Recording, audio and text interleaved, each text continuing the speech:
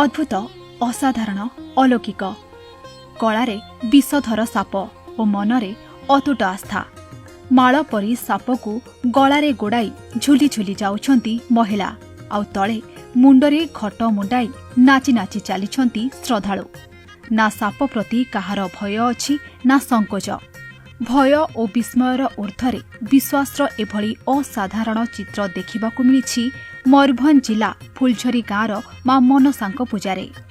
भारत वर्षर अनेक देवादेवी पीठरे नियारा रीतिनीति देखा जाए, हेले मां मनसा पूजानीति सबुठु रोमांचकर।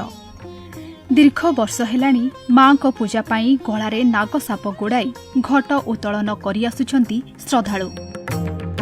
दुनिया आमर लोक आसन Japan, Singapore, Dubai, Bombay, Delhi, Goa, Kolkata, आम उड़ीसा, बेंगल, बिहार चारिआडर लोक आम या विषय आम सबुदिन लोक सेवा करुछि। साप कामुड़िले भल करुछि। हजार हजार लोक आसुछन आम भल करुछि। तो विभिन्न आड़ू लोक आसती माँ आविर्भाव पाई बहुत लोक मनस्कामना पूर्ण हुए। समस्ते बहुत लोक भल भी होती।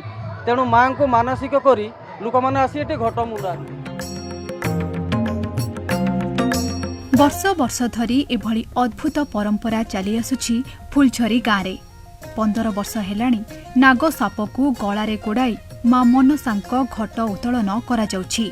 परंपरा अनुଯାयी मां को पूजा पाई मानसिकधारी किछि दिन निष्ठारे रुहंती। यापरे गाँठू 2 किलोमीटर दूर जंगल रे थिबा एक पोखरी घट उठा जाए। एथिरे सामिल श्रद्धालु विषधर नागसापकू माळ परी गलारे गुड़ाई थांती और पोखरी मां मनसांक मंदिर जाए घट उत्तोलन शोभायात्रा रे आसंती। 2007 मसीहारू एही परंपरा चली आसुथिले मध्य एजाए केबे हेले कौनसी अघटन घटी नाही। कारण साप नुहे स्वयं मां ही साप रूपरे पोखरी आसीथांती बोली विश्वास करती श्रद्धालु। एही नियारा पूजार्चना देखिबाकू पड़ोशी राज्यरू श्रद्धालुंक भिड़ छुटुथिबा बेले एथर किंतु कोरोना कटकणा पई अनेक श्रद्धालु आसी पारि नाहांती। भुवनेश्वर आसे मु प्रति वर्ष आसे छठ पाख मो मामू घर एठी आमे छठ पाखरु एठी आसी माने भल होइजु जोड़ा माने विश्वास गुडे रहिछि। आ मां को कृपा बहुत अच्छी सेटा कल्पना करि होबनी किंतु मां को पीठ को गुडे समस्त जो आशा नै कि आसंती से आशा समस्त पूर्ण होइछि। 15 वर्ष हैला मां दया रे सबुदिन बेकरे साप नाग नहीं करी मु मंदिर को आसे। सेटा आमे नाग बोली भावेनी, सेटा मां आमे मु 9 दिन धरी अरुआ खाई एवं सीजा जिनस खाई करी रही थिली।